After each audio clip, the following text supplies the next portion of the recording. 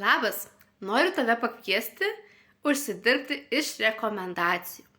Taip, gerai, tu išgirdai užsidirbti iš rekomendacijų. Tad jeigu aktualios tau papildomos pajamos, klausyk toliau, neaktualu, praskrolink.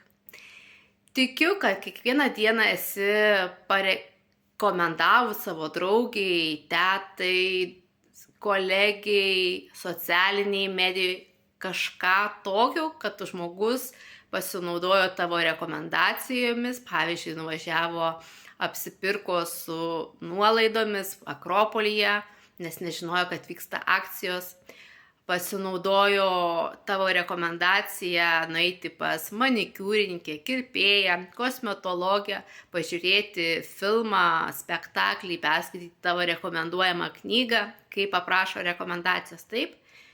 Tačiau ar susimastei, kokią vertę tu gauni?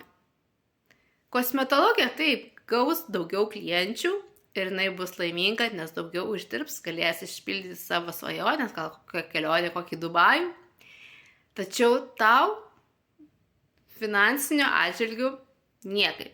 Taip, širdyje yra labai gera, smagu, kai pas tą pačią kirpėją eina tavo mama, sesė, kolegės, draugės, širdyje gerai, bet kosmetologija, kirpėja, manikiūrinkė su procentais nepasidalins su tavimi ar tavęs nemokamai neapkirps.